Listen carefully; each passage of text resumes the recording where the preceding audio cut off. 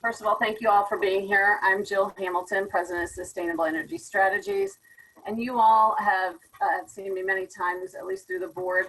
The board has to speak to ethanol and biofuel topics, but today we're going to talk about taxes, and I want to give a thank you to Lindsay for setting this up at 9 o'clock this morning. And I thought that was brilliant. I know she's smart, but I think this is brilliant because anytime you have to talk about a subject like taxes, you need to do that after you've had a cup of coffee, maybe two, and you're ready to pay attention. Although, and I'm no stand-up comedian, but I'll try to make this as interesting as possible. But if you're like me, you enjoy hearing about ways you can save money or benefit from some of these other programs that I'm going to talk about today. But you should be seeing my first slide, my intro slide. All right, here we go. So what are we going to cover today? We're going to, first of all, I need to recognize some of the resources I used to prepare this presentation. Bronstein, Hyatt, Favorite, and Schreck provided some PowerPoint presentations I used, as well as Inspirion. That was a resource I found online, but these particular resources, I would just want to make sure that you know that the materials, although I'm not sourcing them throughout the slides, are coming from one of these two sources. So what will we cover today?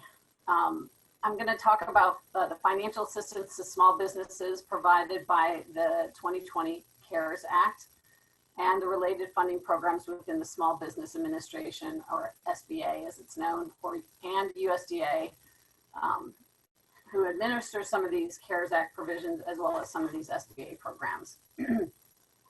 We'll make some comparisons too, so you know how you might fit into them. This will be a very broad overview highlighting several of the provisions in the CARES Act that could benefit Maryland ag businesses. And if you are not already taking advantage of them, I encourage you to do so now before some of these opportunities pass. Also included at the end of the presentation are Maryland contacts for SBA and USDA who can assist you, as well as links to specific programs mentioned.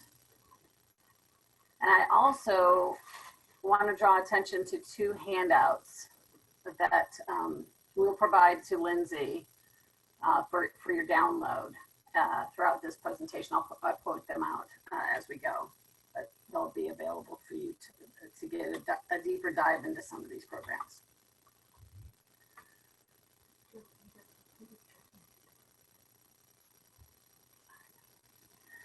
The Coronavirus Aid, Relief, and Economic Securities, or CARES Act, was passed by Congress with overwhelming bipartisan support and signed into law by President Trump on March 27th, about 6 months ago.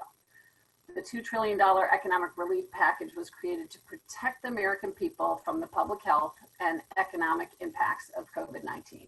Provisions were provided by Congress to help the businesses struggling with liquidity, support employee retention, provide new employee benefits and new tax benefits, which we'll focus on here today, as well as offer rebates to individuals.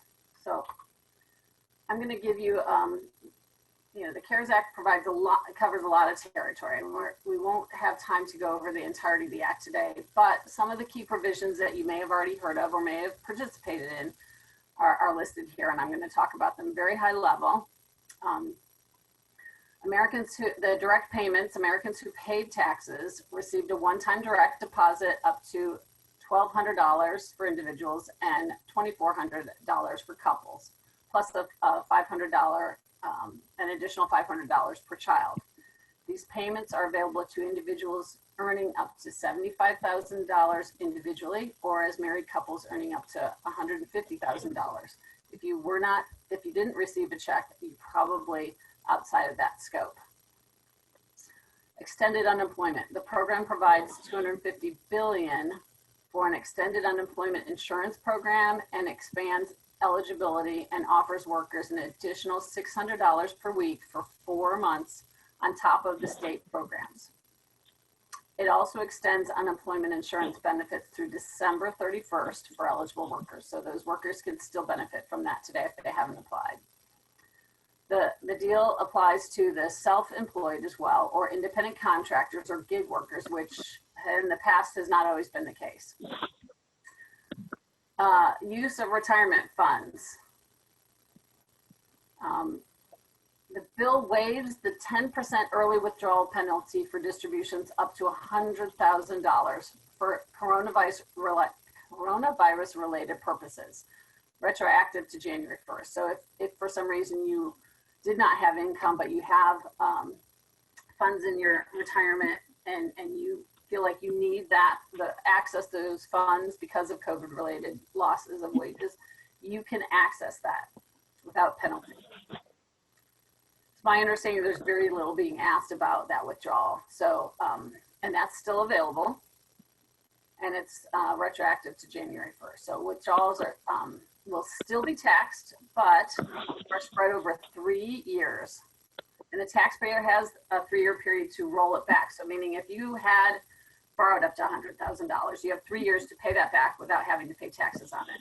But if you aren't planning on, if you do take a withdrawal and you aren't planning on paying that back, you have 3 years to pay the taxes on that $100,000. 401k loans, it's the same program, basically the same thing. Those loans have been increased from $50,000 to $100,000. Also, the required minimum distribution has been suspended, so you don't have to take that distribution if you don't want to. Charity. This provision allows taxpayers that don't itemize up to a $300 deduction for cash donations made for qualifying organizations beginning at the beginning of 2020. So in the past that, you get your normal deduction, you wouldn't be able to write off charitable donations, but now you can write up to $300 in deductions. Those who itemize their taxes can now deduct up to 100% of their gross income. It was capped at 60%. Now you can actually donate a lot. So if you're donating a lot of food or agricultural products because of COVID, you can write up to 100% of your gross income off if you itemize. And of course, we all are aware of the hospital and healthcare benefits that there's over $140 billion that are going to the healthcare systems. I'm not going to go into all that, but that's to help provide protective equipment, et cetera, for healthcare workers. The coronavirus testing, this is important as employers, you may want to know that all testing and potential vaccines for the COVID-19 is covered and no cost to the patient. So you can ask your employees to take these tests if you need them for the protection of your business, which you may not be aware of. The small business relief or the popular Paycheck Protection Program is now closed. I mention this because if you didn't take advantage of it, I'm not going to be talking about this today. But if you did take advantage of it, you probably will not be able to take advantage of all the tax and loan benefits that we're going to talk about. So I'll bring this to your attention.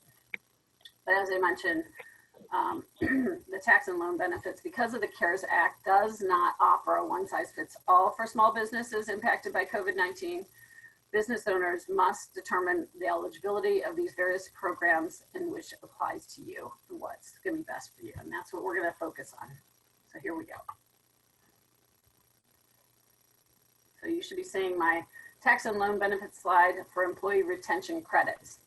So if you receive the Paycheck Protection loan or grant, you are not eligible for the payroll tax. I'm going to say that one more time. If you already received the Paycheck Protection Program, this tax benefit does not apply to you. But if you did not take advantage of it, or you weren't able to take advantage of that Paycheck Protection Program, this may still benefit you.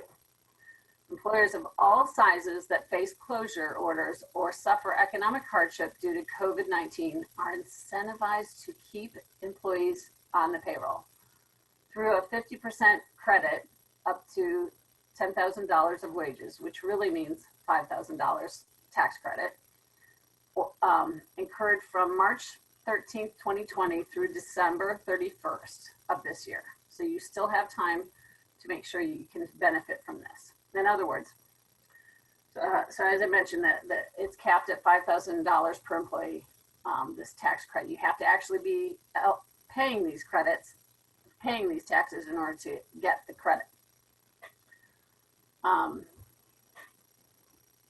This measure allows employers to delay the payment of their portion of the 2020 payroll taxes until 2021 and 2022. So if you've been paying on this, you don't have to if you need liquidity and freeing up some of your money. And an example might be how might you have been impacted by, you all know of these already, how you've been impacted by COVID-19, but I use an example here of a farmer's market. If the farmer's market was closed due to COVID-19, you weren't allowed to congregate, and your distribution was interrupted, then that's going to impact your income, and you can then take part in this program.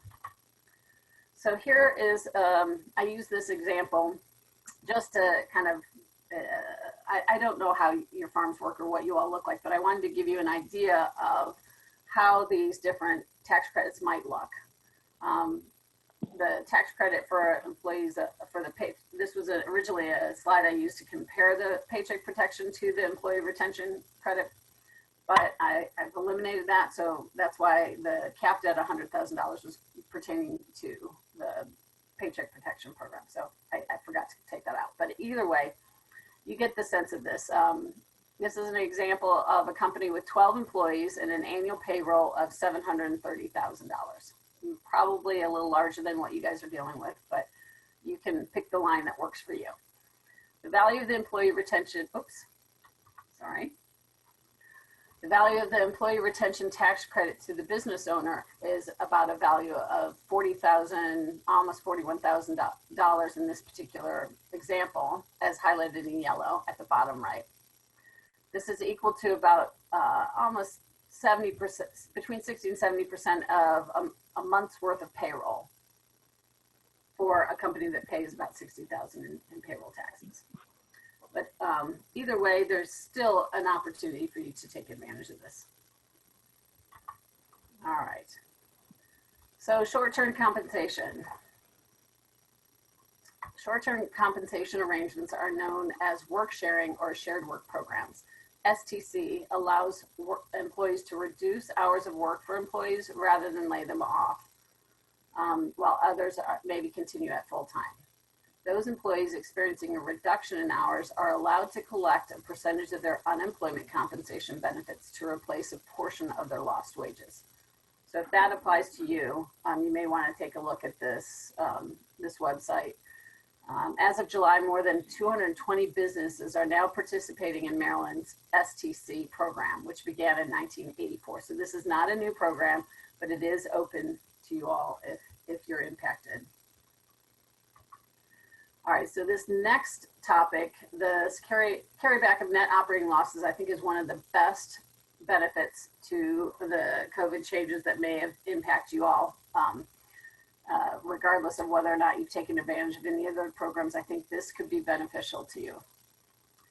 According to Inspirion, under the current law, meaning the tax changes of 2017, unused net operating losses may be carried forward to offset future years' income, but not back to previous years.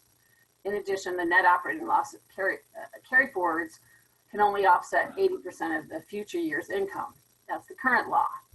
However, under the new legislation, the CARES Act, it changed this to allow net operating losses to offset 100% of the income in a year in which the net operating losses is carried for tax years 2018 through 2020.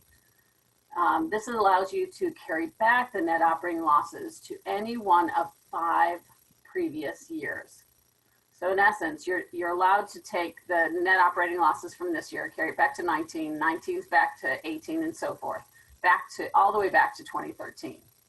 And remember, those tax changes in 2017, you're looking at probably a better tax scenario under 2013 through 2017. The provision also suspends the $250,000 for individual or $500,000 limitation for couples on losses for 2020. The limitation applies to net operating losses from pass-through businesses, but also applies to other individual losses. So if you have multiple businesses, which many farmers do, this may impact you. In conjunction with the general net operating provision, this will allow individuals a larger loss reduction for 2020 for all losses and the ability to carry back the net operating losses, as I mentioned, over those 5 years. Just want to stress that. According to Foley, another source, this change will free up liquidity for businesses that had prior losses, maybe due to whatever agricultural losses you may have had, but it will require you amend your taxes. And remember, as I said, remember that the taxes between 2013 and 2017 tax year were likely better than 2018 through 2020. So how does that pertain to carrying forward? If you decide, I don't want to deal with going backwards, what can I do going forward? So right now, businesses can carry forward 100% rather than 80% of their net operating losses for years 2018 through 2020. Again, if you're doing 2018, 2019, you're going to have to go back and adjust them. But through this year, you're allowed to take 100% of those net operating losses and carry forward. This overrides the 2017 Tax Act. All right, so it allows carry forward indefinitely, but limited to 80% after this year.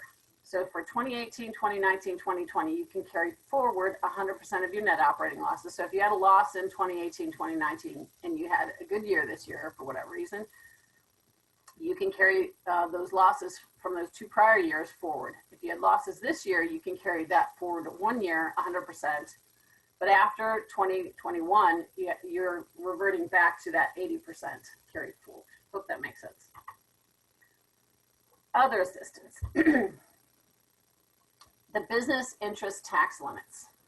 Businesses with gross receipts less than 25 million can increase business debt interest for tax purposes to 50% rather than 30% based on the 2017 code changes. All right, so this only applies for 2019 and 2020. So what does that mean? To me, it means if you have a real estate and you're paying, or a loan that you're paying interest on, in the past you can only write off 30% of that. Now you can write off 50% of that. That's a substantial increase in adding liquidity to you. So same thing with an individual or a limited liability corporation. The interest is the same. So you're increasing that to 50% from 30% for 2019, 2020. Again, it may require you go back and look at your 2019 taxes.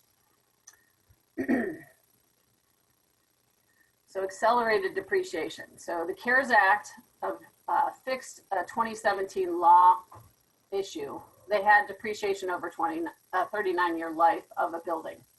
Well, now that's, you can accelerate that depreciation over 15 years, which is what it should have been. They just corrected something that was an error. But if you did add a new building or a facility, whatnot, on your property, then over the last 2 years, then you want to go back and look at that and take advantage of that accelerated depreciation. If you happen to be a large agribusiness, there's over 500 billion in the CARES Act are allotted for loans and loan guarantees and other investments. And those are being managed by Treasury. But most of that is probably going to go to airlines and what have you. But it's still available, and there are a lot more low interest loans. You probably noticed that or heard about it, to take advantage of it if you happen to be a large agribusiness. Okay, I'm going to move on now to talk about some of the SBA and USDA programs. Some of them are have been around for a long time, but some have impacts or changes due to the CARES Act.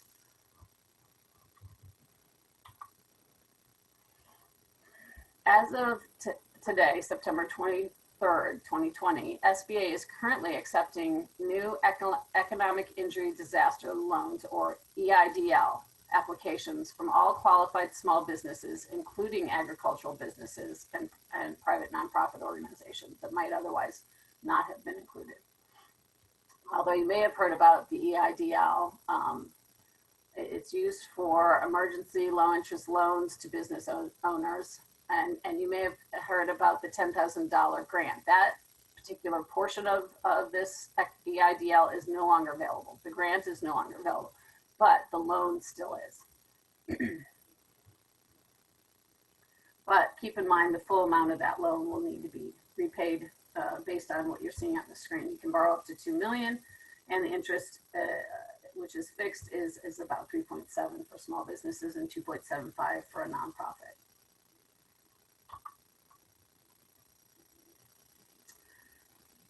All right. It does require that you use collateral for anything over $25,000. If you're borrowing anything over $25,000, and real estate is one of the collaterals you can use, and you submit through the SBA website or your SBA lender or your state SBA office. As of September 13th, there have been over 64,000 EIDL loans approved in Maryland, totaling $3.3 billion. So clearly people are taking advantage of this, and you should too, if you need to. So SBA Express Bridge Loan, this is a different loan program. It allows small businesses who currently have a business relationship with SBA to access funds. So if you already have a small business loan, maybe you already used this loan to start a new business or add a building to your facility or what have you, you can have quick access to up to $25,000. These loans can provide vital economic support to small businesses to help overcome the temporary loss of revenue that people are experiencing during this period. It does require less paperwork. It's a faster turnaround. It will need to be repaid, just like any EIDL loan.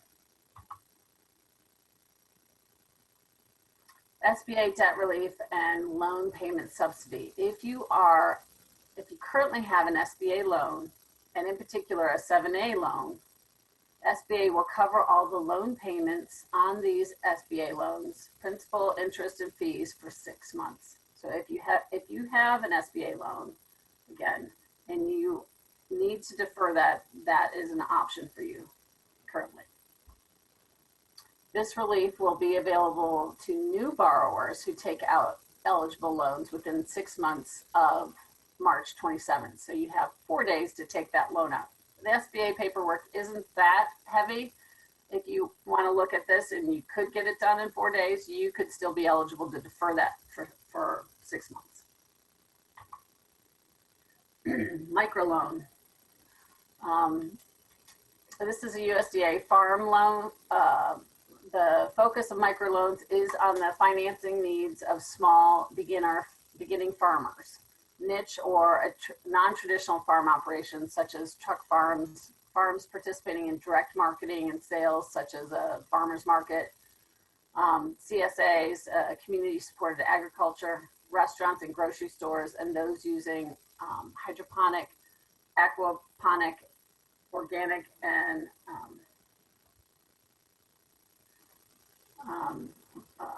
vertical growing methods. And I think that if I didn't mention this, this is, it says SBA, but I believe this is through USDA. All right, access to capital, use the 8A, 7A, export, or 504 programs. The 7A, these are standard loans through SBA. They've been around for a long time. They're loans up to $5 million, all inclusive, and have a wide application. The 504, for those who may not be familiar with it, is designed to foster economic development. So you need to see your state's SBA site to see what is eligible in your area. But typically, if you're creating jobs or maintaining jobs, you can look at a 504. Again, it's also $5 million cap. Export Express provides export loans to allow businesses to respond to trade issues surrounding COVID-19 or financing up to $500,000 for quick capital. Export working capital could use a loan up to $5 million to maintain overseas customers and to offer attractive payment terms. This one, this program, the homeowner and renter program, I believe has been around for a long time as well, but they did give additional funding through FEMA for COVID. So I know many of the farmers have their own housing for their workers, and you may look at this as a possible option if you need to. I provided the link in here when the phone number. Announced this past May, USDA is making available up to $1 billion in loan guarantees to help rural businesses meet their working capital needs during the coronavirus pandemic. Additionally, agricultural producers that are not eligible for USDA Farm Service Agency loans may receive funding under the USDA Business and Industry CARES Act program provisions. In addition to expanding eligibility to certain agricultural producers, the changes allow USDA to provide up to 90% guarantees on B&I CARES Act program loans. 90%, that's significant. And you set the application and guarantee fee at 2%. You accept appraisals completed within 2 years of the loan application. So if you've appraised your property, you can use that. You don't have to go back and get a new one. Not required discounting of collateral for working capital loans. In some cases, B&I has done that, and in this case, they are not. So they're extending a grace to not discount your collateral. And it extends the maximum term of the working capital up to 10 years. The B&I CARES Act program loans must be used as working capital to prevent or respond to the effects of the coronavirus pandemic. The loans may be used only to support rural businesses, including agriculture producers, that were in operation as of February 15th.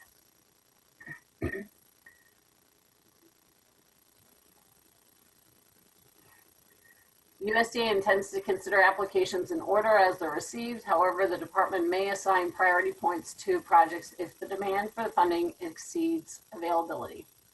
The program expires September 30th, 2021. So you have time, and they have not expended the funds under this. Eligible applicants may contact their USDA Rural Development State Office to find out more about this program. And I have contacts later on in the slide on who to contact.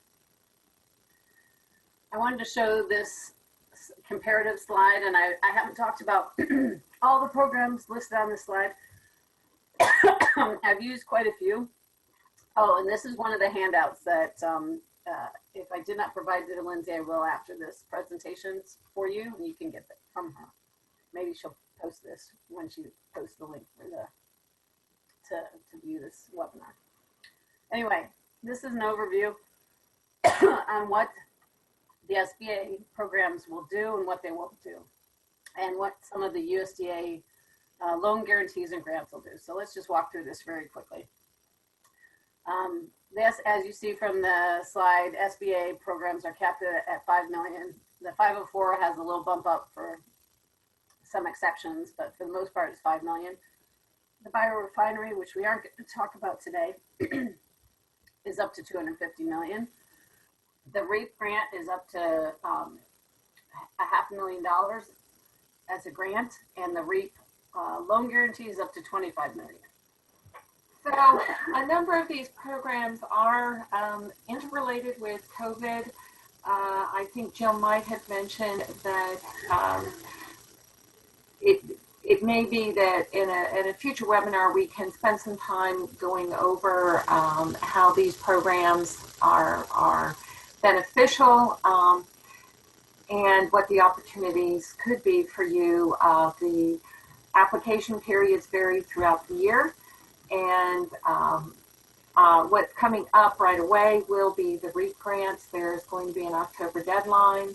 B&I are open throughout the year. Red Lake's open throughout the year, and the VAPG, or the value added grants, will become available in the spring. The SBIR, those are research grants, and those cycle throughout the year. They're open generally twice during the year. This second handout, this is just the first page we're showing you. There are actually 3 pages, I believe. This provides a lot of really good information on what these 2 programs, the USDA are in the first 2 columns, the BNI, the REAP program, and then the second 2 are the SBA. Some of this information overlaps with the previous handout, but we're sending you both to cover as much territory as we can with them. So we have contacts here for you. The SBA help is for the state of Maryland. SBA wants you to contact the district offices. I've got the Baltimore district offices there. There's also a link to, if that does not apply to you, that you can find your state district office for SBA following that link. USDA programs, this would be your REAP, your BNI, any of these programs.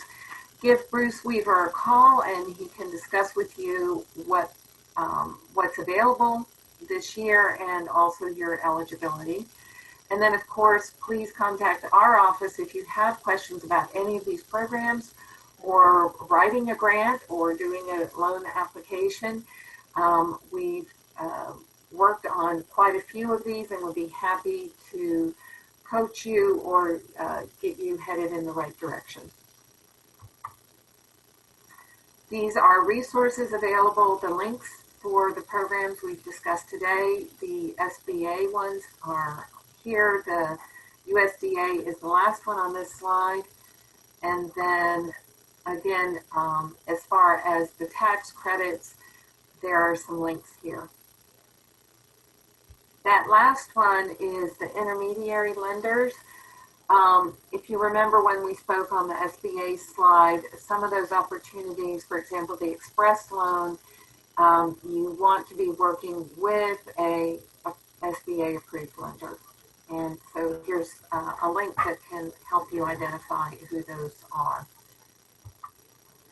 I don't know, Lindsay, whether or not we're allowed to open it up for questions.